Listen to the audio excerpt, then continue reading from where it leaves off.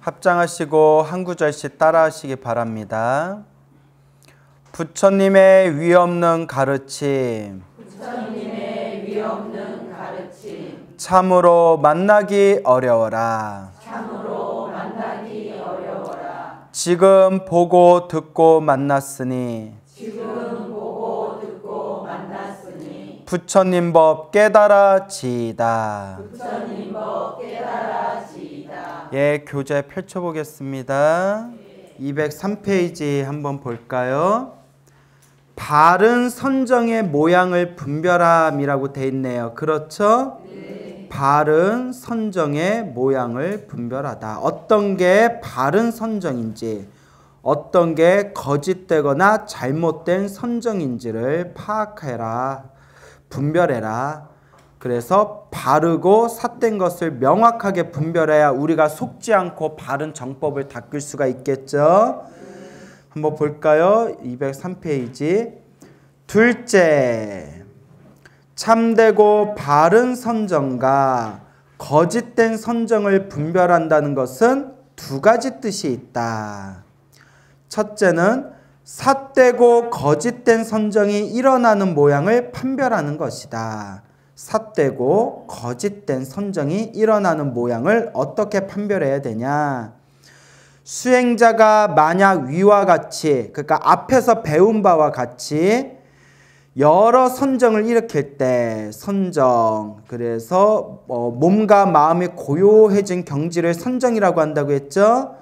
여러 선정을 일으킬 때 일어나는 법에 따라서, 그러니까 어떤 일어나는 현상에 따라서 사람마다 여러 가지 현상이 일어나는데, 몸이 가렵거나 몸이 가려워 움직이거나, 때로는 몸이 무겁기가 무거운 물건으로 짓누르는 것과 같고, 때로는 몸이 가벼워서 날아갈 것만 같거나, 혹은 몸이 묶인 것 같거나, 때로는 어정거려 느려지거나, 때로는 몹시 춥고 때로는 대단히 덥거나, 때로는 갖가지 기이한 경계를 보게 된다.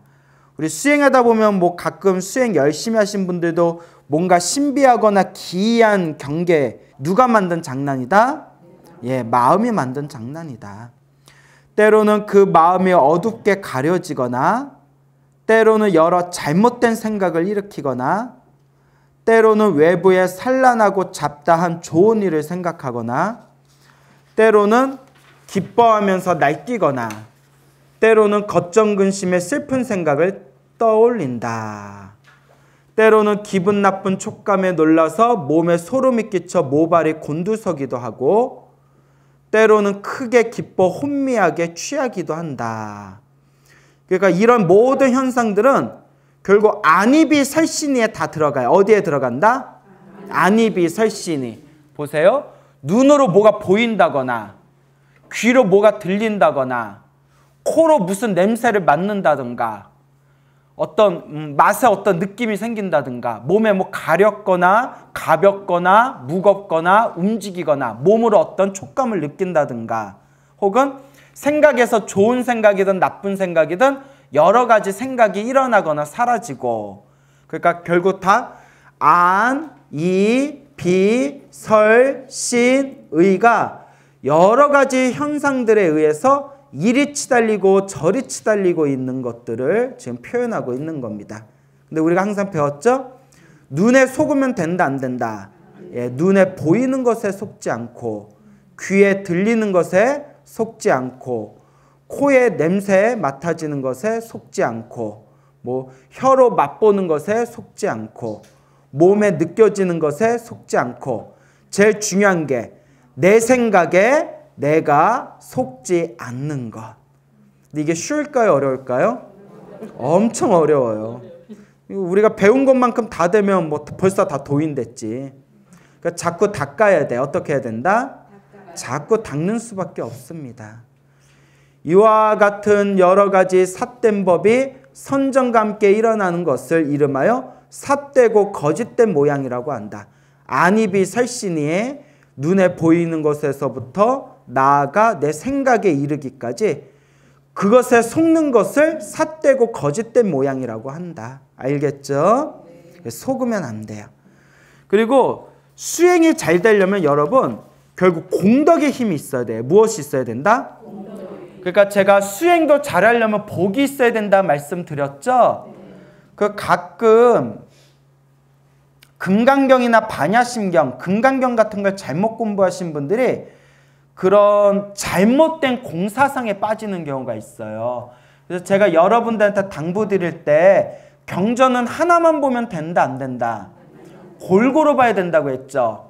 이렇게 설명하는 경전도 있고 저렇게 설명하는 경전도 있고 어떤 경전을 보면 복을 많이 지어라 라는 경전이 있고 어떤 경전을 보면 복 짓는 것에 집착하지 말아라 가르치는 경전이 있고 어떤 경전을 보면 오직 선정을 닦아라 라고 가르치는 경전이 있고 또 어떤 경전에 가면 선정에도 집착하지 말고 염불을 많이 닦아야 된다라고 가르치는 대승경전도 있고 그러니까 부처님께서 중생들에게 어떠한 법을 설하실 때 대기설법이라고 합니다. 무슨 설법?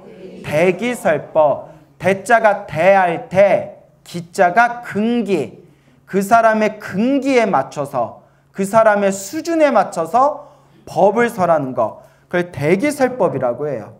그때 중생들의 수준에 맞춰서 법을 설하는 게 부처님의 8만 4천 가르침, 8만 4천의 가르침, 이른바 방편설법이에요. 무슨 설법? 방편설법.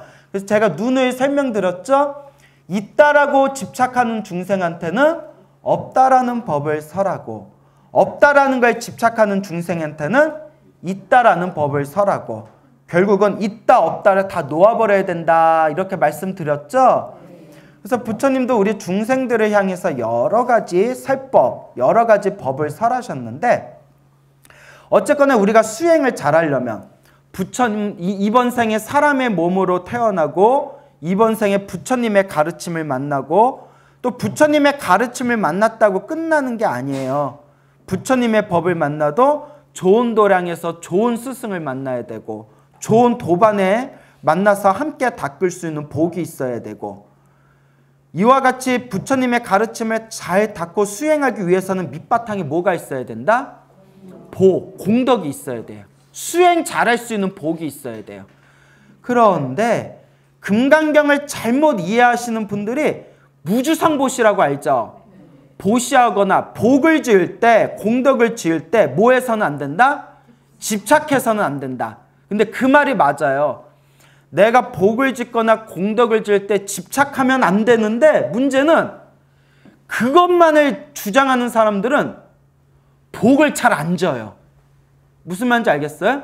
복 짓는 사람들 보고 공덕 짓는 사람들 보면 너는 금강경도 안 봤냐? 금강경에서 공덕을 지을 때도 집착하지 말라고 하지 않았냐? 라고 말해놓고 정작 자신은 뭐조차도 안 짓더라? 복조차도 안 짓는, 공덕조차도 안 짓는 그런 사람들이 덜어 있어요. 물론 다 그런 게 아니라 그런 사람들이 간혹 있어요. 그런데 우리는 악취공에 빠졌다고 해요. 뭐에 빠졌다? 악취공. 악한 견해에 빠졌다는 거예요. 악한 견해에 빠진 공. 그래서 우리가 부처님의 가르침을 공부할 때는 너무 금강경이나 반야심경의 가르침에만 너무 집착해버리면 없다라는 사상에 빠져버려요. 무슨 말인지 알겠죠? 또 부처님의 경전을 보면 이 세상에서 가장 복짓기 좋아하는 존재가 누굴까요? 부처님이라고 나와요. 정작 부처님이야말로 열애, 부처인 나야말로 가장 복짓기를 즐겨한다. 가장 복짓는 것을 좋아한다라는 구절이 부처님 경전을 보다 보면 나옵니다. 그렇기 때문에 우리가 제대로 수행하기 위해서는 반드시 밑바탕에 무엇이 있어야 된다? 예, 반드시 복과 공덕이 있어야 됩니다. 단, 그 복과 공덕에도 뭐 하지 않는다? 집착하지 않는다는 거예요. 그런데 집착하지 않는다고 해서 그것을 복과 공덕을 짓지 않는다라고 해석해서는 안 돼요. 알겠죠? 예, 근데 제가 그런 분들을 봐서 그래요. 입으로는 공사상을 얘기하고 입으로는 무주상보시를 얘기하고 입으로는 복을 짓고 공덕을 짓더라도 집착하지 않는다라고 입으로는 떠들면서 정작 자기는 사람들을 위해서 복을 짓는다거나 중생들을 위해서 공덕을 짓지 않는 사람들이 있어요. 이런 걸 바로 무슨 공이라고 한다? 악취공이라고 합니다. 무슨 말인지 알겠죠?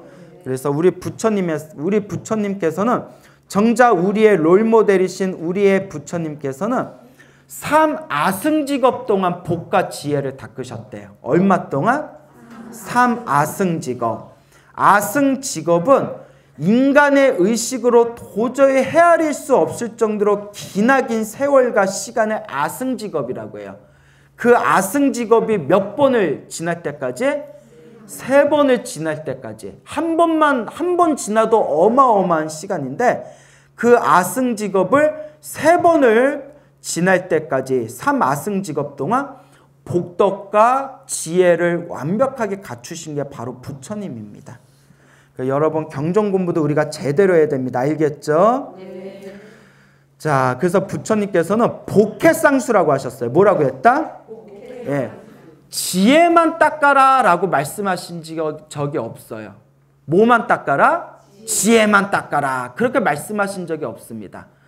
지혜가 중요하니까 복 같은 건 닦지 말아라 이렇게 말씀하신 적이 없으세요. 무엇과 무엇이 중요하다? 복과 지혜. 그래서 복과 지혜는 새의 2날개와 같고 수레의 2바퀴와 같아서 새가 날개가 하나만 있으면 날아요? 못 날아요? 못 날잖아요. 수레가 바퀴에 하나만 있으면 굴러가요? 못 굴러가요?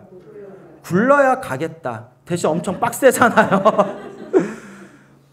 그렇기 때문에 새가 하늘을 아름답게 비상하기 위해서 수레가 원만하고 힘들이지 않게 수레가 길을 쭉쭉 나아가기 위해서는 반드시 새의 2날개가 있고 수레의 2바퀴가 있듯이 우리도 무엇을 갖춰야 된다? 복덕과 지혜를 함께 갖춰야 됩니다. 그러면 이 이야기를 왜 하느냐? 복덕이 많은 사람, 공덕이 많은 사람, 선업의 힘이 강한 사람은 수행을 해도 이러한 마장을 겪지 않거나 만나게 된다 하더라도 수월하게 넘어갈 수가 있대요. 수월하게. 근데 지어놓은 복도 없고 선업도 없고 공덕도 없어서 수행하는 데 있어서 자신이 지어놓은 공덕의 힘이 부족하신 분들은 이러한 마장들을 자주 만나게 되고 수행의 장애를 자주 만나게 되고 혹 수행의 장애나 마장을 만나게 될 때 그것을 이겨내기가 쉽다 어렵다? 어렵다. 그래서 반드시 우리 수행자는 복도 함께 지어야 됩니다. 알겠습니까? 이 삿된 선정에 만약 사람의 애착을 느끼면 바로 여기 사람이 애착을 느끼면 바로 95종의 귀신법과 상응하여 흔히 정신을 잃거나 미치게 되는 경우가 많다라고 돼 있죠. 귀신법이 여기서 말하는 귀신법은 마장을 뜻해. 뭐라고요? 예, 마구니. 우리 마구니라는 말 들어보셨죠? 예, 우리 그 마구니의 그런 어떤 이 마구니의 현상을 귀신법이라고 표현하는 거예요. 이 귀신법 하니까 무슨 처녀 귀신, 총갈 귀신, 옹달 귀신 이런 귀신으로 이해하면 안 돼요. 알겠죠? 예, 우리 내 마음 안에서 일어나든 내 외부 마음 밖에서 일어나든 나의 수행을 장애하는 마구니법, 그걸 이제 귀신법이라고 해요. 근데 여기서 몇 종의 귀신법이 있다?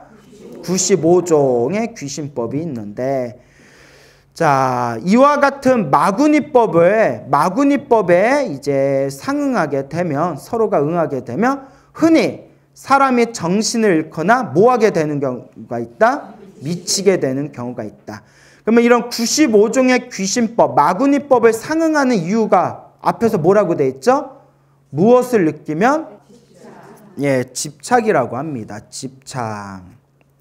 그래서 이 마구니법에 대해서 명쾌하게 해설하고 있는 대표적인 경 중에 수능엄경이라고 있어요. 무슨 경?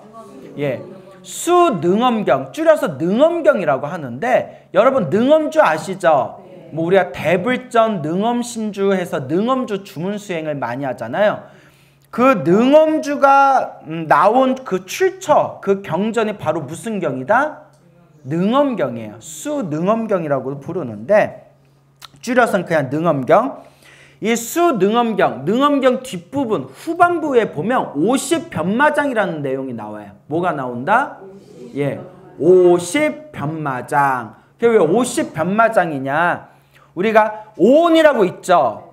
색, 수, 상, 행, 시. 그래서 색의 경지, 수의 경지, 상의 경지, 행의 경지, 식의 경지에 갈 때마다 크게 10단계로 분류해가지고 각각 오온에 맞춰서 10단계의 마장이 일어나서 모두 무슨 마장? 50마장. 그래서 50변마장이라는 부분이 있는데, 이 50변마장이 마구니법에 대해서 아주 명쾌하게 나와요. 근데 내용이 좀 어려워요. 스님하고 같이 공부해야 좀 수월하게 공부할 수가 있는데, 이 50변마장이 마구니의 현상에 대해서 명쾌하게 해설을 하다 보니까 흔히 이런 얘기가 있어요. 마구니들이 제일 싫어하는 경전이 무슨 경이다? 능엄경이다 라는 얘기가 있어요. 실제 중국 불교 큰 스님들 법문에 보면 마구니들이 제일 싫어하는 경전이 바로 능엄경입니다. 왜냐? 자기들의 정체를 속속들이 알고 있기 때문에 가장 싫어하는 경전이래요.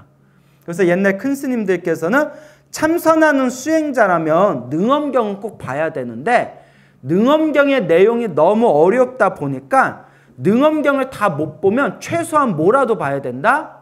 50변마장이라도 봐야 된다. 그러니까 마구니한테 속지 않는 이 법을 배워야 된다. 이렇게 말씀하시는 분도 계십니다. 근데 어느 큰 스님께서 이 수행자가 참선하면서 일어나는 온갖 마구니법에 대해서 법문을 하시면서 결국 능엄경에 나오는 50변마장의 모든 뿌리는 결국 두 글자가 된다고 했어요. 몇 글자? 그게 바로 집착이라는 거예요. 집착. 이 집착. 내 마음에서 일으키는 이 집착이 50변마장과 95종의 귀신법, 수많은 84,000 마구니법을 만드는 뿌리가 바로 무엇이다? 집착, 애착이라는 것입니다. 알겠죠? 그러니까 눈앞에 부처님이 나와도 뭐 할 필요가 없어요? 집착할 필요가 없어요. 눈앞에 5만 가지 귀신이 나와도 뭐 할 필요가 없어요? 집착할 필요가 없어요. 그 집착의 마음만 딱 내려놓으면 항상 여여한, 고요하고 평온하고 한결같은 경지에서 우리가 이 마구니법에 속지 않을 수가 있다고 합니다. 그러면 어떻게 해야 집착하지 않느냐? 우리가 이미 계속 배우고 있어요. 여러분, 우리 수업 끝나고 명상하면서 우리 이렇게 통찰 명상하면서 항상 제가 멘트를 해드리죠. 그래서 제가 뭐에 많이 비유하죠? 파란 하늘에 지나가는 구름에 많이 비유하죠. 그렇죠? 좋은 현상이 일어나든 나쁜 현상이 일어나든, 좋은 느낌이 일어나든 나쁜 느낌이 일어나든, 혹은 좋은 생각이 일어나든 나쁜 생각이 일어나든 뭐 하지 말고? 집착하지 말고. 마치 비유하자면 파란 하늘에 흰 구름이 지나가는 것을 우리가 집착해요? 집착하지 않아요? 집착하지 않잖아요. 그냥 흘려버리잖아요. 그와 같이 내 몸과 마음에 일어나는 모든 현상을 집착하지 않고 편안하게 흘러버린다면 우리가 이러한 마구니법에 속는다, 속지 않는다? 속지 않게 될 것이다 라는 것을 명확하게 이해하시길 바랍니다. 알겠죠? 때로는 여러 귀신들은 사람들이 그 법을 생각하고 집착하고 있는 것을 알고 그 세력을 더하여 여러 삿된 선정과 삿된 지혜를 일으켜 말재주와 신통력으로 세상 사람들을 미혹하게 하여 감동시키고 어리석은 사람들에게는 도를 얻었다고 말하여 모두 믿어서 의심하지 않게 한다. 무섭죠? 그러니까 50변망의 변마장에서도 그 천귀라고 있어요. 무슨 귀? 하늘의 귀신.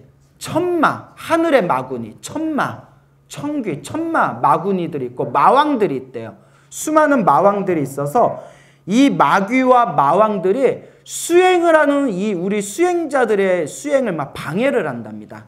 그러니까 우리의 수행을 방해하는 게 우리 마음에서 나온 내부의 번뇌도 마군이지만 실제로 우리 마음 밖에 이 세상에도 이런 요괴나 악마 같은 존재들이 있대요. 그런 마구니들이 우리의 수행을 방해하는데 대표적인 게 석가모니 부처님께서 보리수 나무 아래서 성도하기 전에 마왕 파순이 나타나잖아요. 그렇죠. 그래서 우리가 흔히 이 마왕 파수는 우리 마음이 만든 번뇌의 또 다른 모습들일 뿐이다. 흔히 이렇게 해석하죠. 근데 실제로 이 마왕 파수는 저 욕계 하늘이 욕계, 색계, 무색계 다 배우셨죠? 욕계가 하늘 세계가 몇 개가 있다고 했어요? 기억나세요? 4개? 어떡해. 메모만 하지 말고 좀 보란 말이야. 8개? 막 내지르지 말고. 그렇죠. 유격천이라고 했잖아요. 유격천. 욕계 하늘 세계가 몇 개 있다? 꼭대기가 타와 자제천이에요. 무슨 천? 타와 자제천의 왕이 마왕 파순이래요. 그래서 마왕 파순의 교만함 때문에 부처님의 이제 깨달음을 방해하려는 그런 모습들이 나와요. 실제로 이 세상에 우리의 수행을 방해하는 그런 존재들이 있대요. 신들 중에서도 선신이 있고 악신이 있대요. 그 얘기 들으셨어요? 하늘의 신이라고 해서 다 좋은 게 아니에요. 사람도 착한 사람이 있고 악한 사람이 있듯이 신들도 어떤 신이 있다? 선신이 있고 착한 신이 있고 악한 신, 나쁜 신이 있대요. 그래서 부처님 경전에 보면 원래 악신이었는데 나쁜 신이었는데 부처님께 귀의해서 부처님께 세존이시여 제가 이제부터 부처님의 귀의한 제자가 되겠습니다. 앞으로 부처님의 법을 옹호하고 부처님의 법을 보호하고 불제자들을 제가 보호하겠습니다 라고 서원을 세우신 착한 신을 호법선신이라고 하는 거예요. 뭐라고 한다? 호법선신. 호법, 법을 보호하시는 선신, 착한 신이다. 그러니까 반대로 악한 신이 있겠어요? 없겠어요? 있습니다. 악한 신들. 사람도 착한 사람이 있고 나쁜 사람이 있듯이 신들도 선신이 있고 악한 신들이 있는데 우리가 절에 가면 대웅전에 부처님 옆쪽에 보면 그 신중탱화라고 있잖아요. 그렇죠. 신중들을 모셔놓은 거 탱화를 신중탱화라고 하는데 그 착한 하늘의 신들을 한 분 한 분을 신장이라고 해요. 뭐라고 한다? 신장. 신장들의 무리중자를 붙여서 뭐라고 한다? 신중이라고 하는 거예요. 알겠죠? 그래서 한 분 한 분 개인은 신장이라고 하고 신장들의 무리를 신중이라고 하는 거예요.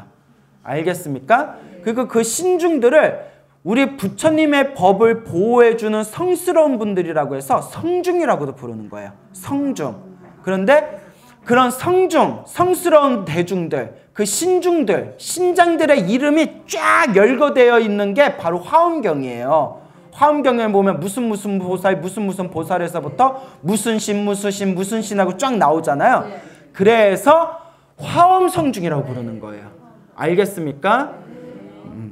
절에 다닌 지 몇 년이 됐는데 이제 막 이렇게 해서 어째 우리 어려운 경전 공부하지 말고 예불문부터 다시 공부할까요?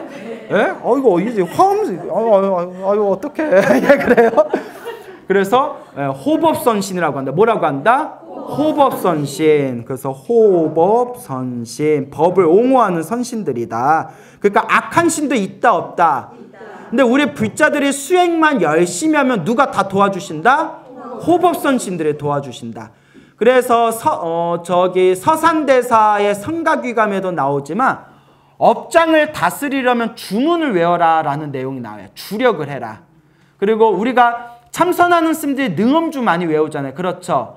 능엄주를 한글로 풀이한 걸 보면 무슨 신, 무슨 뭐 주문, 무슨 귀신들의 장난 이런 걸 다 차단해주는 힘이 있대요. 그래서 능엄주를 열심히 외우면 수많은 호법선신과 불보살들의 가피가 나를 옹호해 준대요. 무슨 말인지 알겠습니까? 그리고 또 신묘장구 대다라니를 열심히 외우면 관세음보살님의 가피가 항상 함께하기 때문에 이 마구니들을 막아낼 수가 있대요. 제가 경전을 보면서 느낀 게 부처님의 가르침은 양날의 검이에요. 무엇이다? 안으로는 내 모든 번뇌를 자를 수 있는 날카로운 취무의 검이 되지만 반대로 내 마음 한번 잘못 쓰면 그 내 번뇌를 자를 수 있는 그 날카로운 검이 자칫 누구를 해칠 수 있다? 나 자신의 성근존자도 자를 수가 있습니다. 그래서 내가 수행이 잘 됐다 안 됐다는 것은 대승경제에서는 자비심이라고 했어요. 뭐라고 했다? 예, 중생을 향한 자비심이 깊어지는 게 중요하다. 그래서 자비심이 생기는 게 아니라 막 교만함, 오만함, 그리고 내가 전생에 어떤 존재였다, 대단한 존재였다, 이런 것들이 마음에서 올라올 때 혹시 내가 수행이 잘못되는 건 아닌가? 라고 한번 의심해 봐야 됩니다. 알겠습니까? 네. 예, 그래서 내 마음에 속으면 된다, 안 된다? 안 된다 라는 걸 꼭 기억해 두시기 바랍니다. 그래서 한 가지 중요한 게 그 우리가 초기경전이라고 하잖아요. 그렇죠. 그 아함경이나 니까야, 저기 미얀마, 스리랑카, 태국에서 공부하고 있는 니까야라고 있어요. 초기경전, 초기불교라고 하고, 우리 대승에서는 옛날에 소승불교라고 불렀어요. 소승불교. 소승불교라는 단어를 이제 안 쓰는데, 근데 이제 시대적으로 이제 중국불교, 대승불교, 티벳불교에서 소승불교라고 불렸던 저 이제 초기경전은, 초기경전이 좋은 게 뭐냐면 초기경전 좀 안전해요. 무슨 말인지 알죠? 초기경전을 보면 초기경전은 철저하게 인간 중심의 가르침을 설하고 논리적이고 합리적인 가르침을 추구하고 신비주의적인 면이 좀 약해요. 뭐 가피를 받는다느니, 꿈자리가 좋아서 뭐 그 다음날 큰 좋은 일이 생겼다느니, 이런 것들에 대한 어떤 신비주의적인 면이 굉장히 적기 때문에 좀 우리가 공부하다 보면 약간 안전해요. 우리 마음이 크게 어긋나지는 않아요. 근데 대승경전 정말 깊이가 있거든요. 우리가 대승불교 공부하고, 또 여러분은 지장가피, 관음가피 믿어요, 안 믿어요? 분명히 있습니다. 초기경전에는 지장보살, 관세음보살이 아예 없어요. 아미타 부처님, 지장보살, 관세음보살이 아예 없기 때문에 저기 남방불교에서는 우리 대승불교를 불교로 인정을 안 해요. 힌두교의 아류라고 생각하거든요. 근데 저도 치열하게 고민해봤지만 대승경전의 가르침은 정말 깊이가 있습니다. 그리고 우리 주변에 지장기도하고 관음기도하고 아미타 기도하고 약사열애 기도하고 신묘장구다라니 기도하고 법화경 기도하고 금강경 기도하고 신묘장구다라니 기도하면서 이게 다 대승의 가르침이거든요. 어마어마한 가피를 받으신 분들이 분명히 있잖아요. 그렇죠? 정말 있어요. 불보살 가피 받은 분들이 너무나 많습니다. 그래서 대승경전은 정말 깊이가 있고 정말 불보살의 가피가 있는데 단점이 뭐냐? 너무 신비주의에 빠질 위험이 있어요. 그래서 저도 꿈 얘기를 많이 하지만 대승경전에서도 그 꿈 얘기가 나오긴 해요. 꿈 얘기를 많이 하긴 하지만 혹시라도 여러분들이 거기에 속을까 봐 반드시 마지막에 제가 뭐라고 얘기하죠? 그렇죠. 뭐 하지는 말아라? 예, 집착하지는 말아라. 예, 꿈은 그냥 꿈일 뿐이다. 꿈을 통해서 우리 무의식의 세계를 살짝 비춰볼 수는 있지만 꿈이 전부는 아니다. 꿈은 결국 마음이 만든 환상이다. 라는 걸 꼭 말씀드리지 않습니까? 그렇죠. 그래서 가끔 불교의 역사를 보다 보면 대승경전에 깊이 심취하다가 이상한 신비주의에 빠져가지고 엇나간 그런 이야기들이 많아요. 그래서 옛날에 또 스님들 하시는 말씀이, 어떤 스님은 법화경을 별로 안 좋아하세요. 법화경은 불교 최고의 경전이거든요. 불교 최고의 가르침인데 그 스님께서는 평생 공부를 하면서 느끼신 게 법화경 사상 자체는 좋지만 사람들한테 너무 법화경을 강조하면 안 된다는 입장이세요. 그러니까 그분 견해예요. 근데 그분 말씀이 어느 정도 일리가 있는 게, 주변에 법화경만 보시는 분들 보면 그 이상한 신비주의에 굉장히 많이 빠져 있대요. 실제로. 이상한 신비주의에 많이 빠져 있는 경우가 있고, 다 그런 건 아니에요. 잘못 배워서 그런 거죠.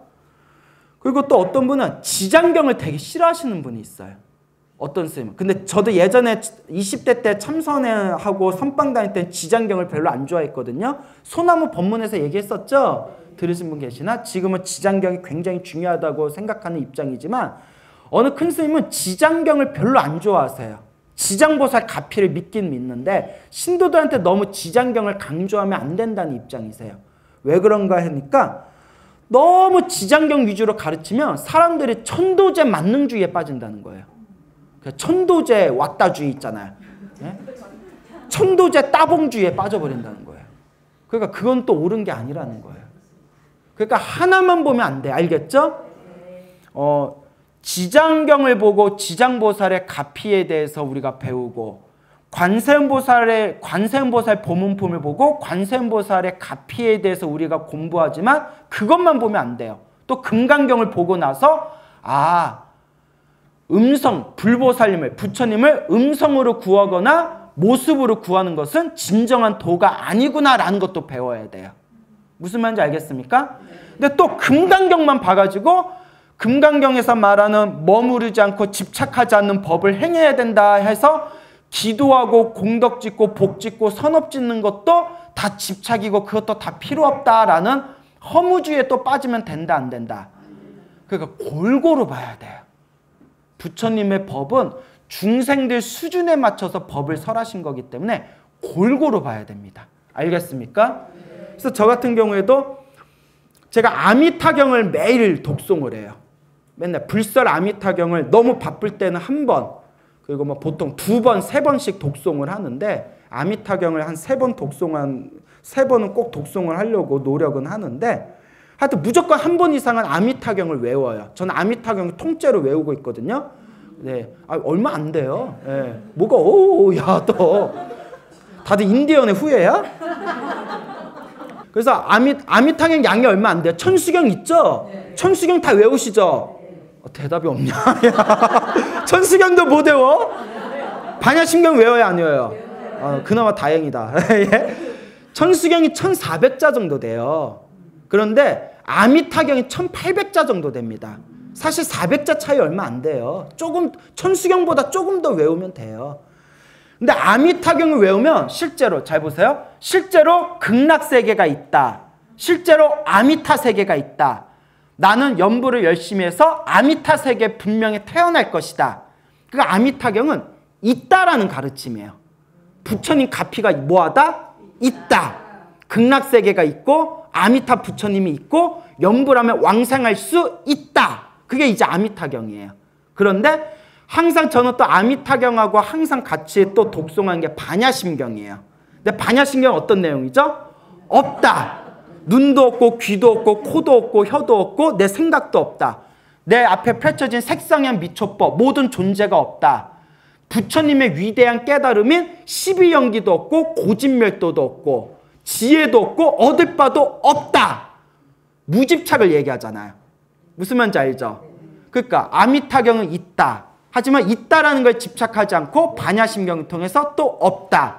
또 반야심경에서 말하는 없다에 집착하지 않고 아미타경이나 지장경이나 관세음보살 보문품을 읽으면서 불보살 가피는 있다. 이렇게 균형을 맞춰 나가야 되는 거예요. 알겠죠? 이걸 아주 적재적소에 제대로 단계별로 수행의 체계가 딱 잡힌 게 티베트 밀교예요. 아주 체계적으로 잘 돼 있어요.